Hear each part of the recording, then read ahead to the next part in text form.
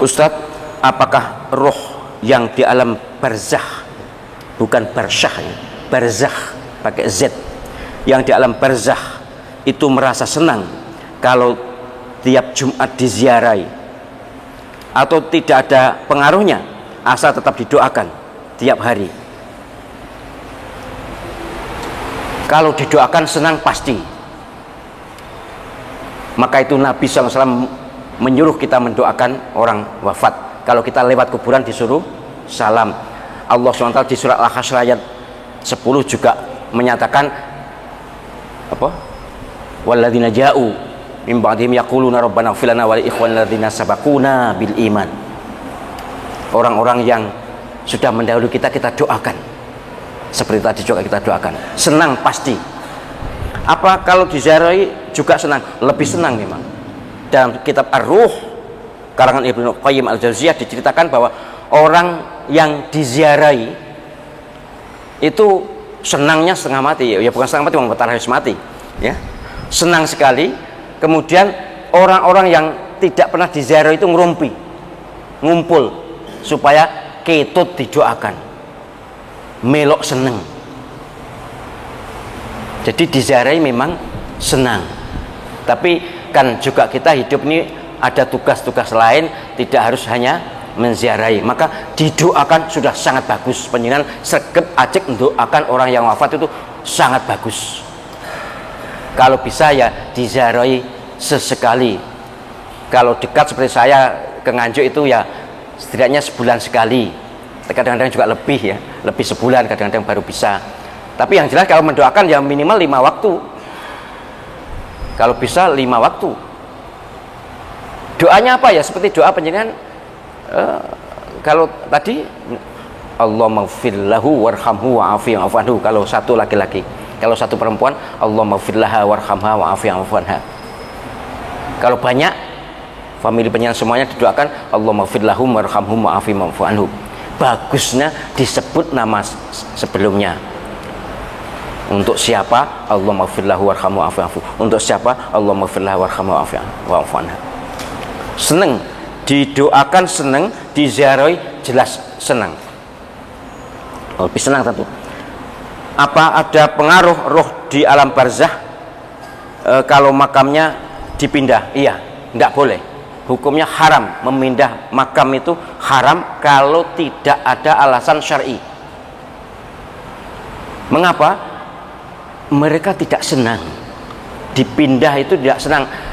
Katakanlah mau didekatkan dengan kita yang hidup, sing krasa dekat itu kita. Mereka di jauh di Mekah pun dekat dengan kita. Alamnya sudah alam barzakh, alam arwah, alam kubur sudah berbeda dengan alam kita ini. Kalau alam kita ini ada batasnya, enek ado enek jedek. Kalau mereka tidak, ya alam lepas, alam luas. Jadi tidak usah dipindah, karena hukum memindah makam itu hukum asalnya haram, dilarang. Kecuali ada kebutuhan yang sangat darurat, misal kena landasan kena proyek lalu dipindah, atau ya alasan-alasan yang dibenarkan oleh syariat lah. Tapi kalau tidak ada alasan yang seperti itu, jangan dipindah dengan motif mendekatkan dengan kita. Tidak. Kalau kita mungkin memang perlu dekat secara jarak fisik, tapi mereka tidak. Mereka tidak butuh jarak itu. Sudah alamnya berbeda sama dengan mimpi nih loh. Mimpi penjenengan, kalau mimpi itu kan tidak ada siang, tidak ada malam, tidak ada batas-batas, tidak ada.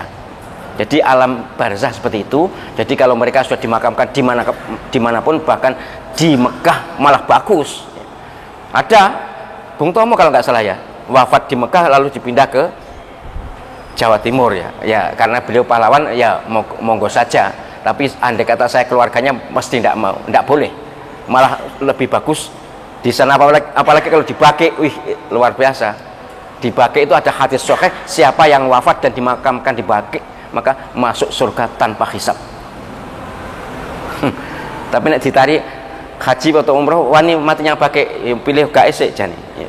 Tapi jane ya nek padha mati ini jane yang kono ya. Jadi tidak usah ada pemindahan kuburan. Apakah dijamin lebih senang kalau makam dipindahkan? Pasti lebih sering diziarahi. Baik, sering diziarahi senang, tapi dipindahkan tidak senang. Bukan hanya tidak senang, persoalannya sebenarnya bukan soal senang tidak senang ini, persoalannya boleh tidak boleh secara hukum. Sama dengan ini loh, saya tak ulang sekian kali bahwa ngijing kuburan itu haram kalau di tanah umum, di pemakaman umum. Itu bukan soal senang tidak senang, haram. Kuburan umum kemudian kita kijing itu haram, dan yang wafat walaupun tidak disiksa tapi sedih, karena kalau disiksakan ini perbuatan orang hidup kan, ini yang dosa kan orang hidup, tapi yang wafat itu sedih. Sama dengan kalau jenazah ditangisi itu, ditangisi sampai menjerit-jerit itu memang tidak dihukum, mereka tidak disiksa tapi sedih. Kita kan tidak ingin famili kita yang wafat sedih itu. Sedih apa ya? Ya susah ya, susah. Walaupun di sana itu ada susah dan sedih itu ada. Sama dengan kita punya keluarga tidak pernah kita ziarahi itu juga sedih. Apa mana gak tahu didoakan. Dan penjelasan mendoakan itu menurut yang saya ketahui dari para ulama bahwa orang yang didoakan itu ngerti. Alamnya memang sudah beda. Jadi kita kan nek ngene iki kan gak ngerti sing padha uripe. Mas Ulum tak dongakne gak ngerti, atau Mas Ulum dongakne aku kan gak ngerti. Tapi nek wis masuk alam barzah mereka ngerti. Sopo sing dongakne aku. Setidaknya ada pengaruh, ada apa? Vibrasinya. Jadi intinya itu yang perlu menjadi perhatian penjenengan semuanya kalau punya keluarga yang sekarang ini dimakamkan dengan dikijing di makam umum. Kalau makam seperti yang beli itu kan bukan makam umum, itu makam beli, makam khusus memang. Napa namanya teng Jakarta niku? San Diego nggih. San Diego Hill ya. Nah, kalau itu beli memang, itu hak pribadi, itu memang boleh kalau itu, sama dengan makam di tanah sendiri. Tapi kalau makam umum itu sudah berkali-kali saya peringatkan, harusnya kepala desa, camat, bupati atau wali kota, nek gubernur keduren ya, gubernur kan tidak mungkin ngurus makam.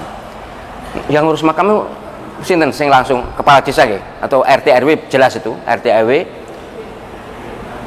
kepala desa yang punya kuasa, kepala desa. Nah, kepala desa, Pak Lurah atau Pak Kades, penjenengan punya tanggung jawab loh untuk membongkar semua kuburan yang dikijing di makam umum. Khawatir saya penjenengan juga ikut kecipratan dosanya. Dan teorinya memang iya. Teorinya iya. Penguasa yang membiarkan perbuatan dosa, maka penguasa itu mendapat dosa juga. Mulane aku mau dadi lurah. Timbang kon ngurus ngono kuwi.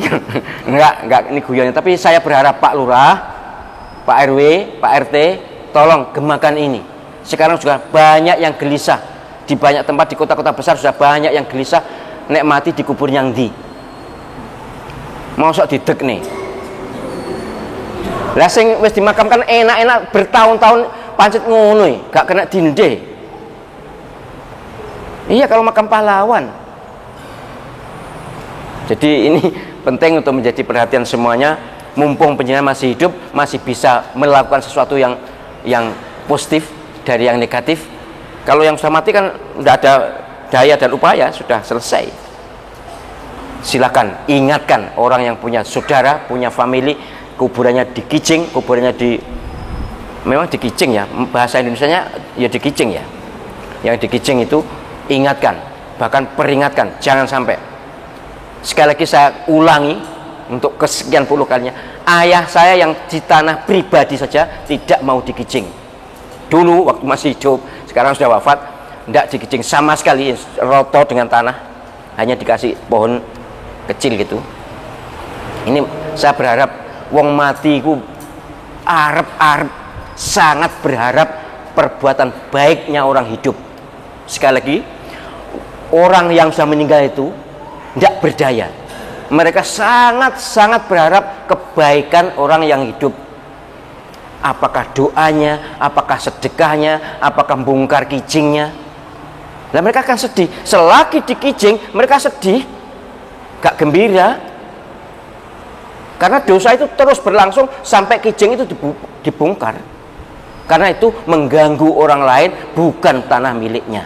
Wes, muka-muka begini nih banyak yang sadar. Pak RW ada ya, Pak RW yang biasanya datang ke sini, Pak RW sini. Saya sangat berharap Pak RW tolong segera dikampanyekan pembongkaran kijing, kemudian diganti maesan. Apa maesan itu? Batu nisan. Bagusnya jangan batu, pohon kecil, pohon jarak itu loh, lebih bagus, itu lebih bisa membantu. Menurut Nabi SAW, jika jenazah ini disiksa maka bisa mengurangi siksanya, tapi jika tidak disiksa maka menambah kesenangannya, gitu nggih. Jadi ini penting untuk menjadi perhatian yang hidup, yang masih bisa berbuat berubah.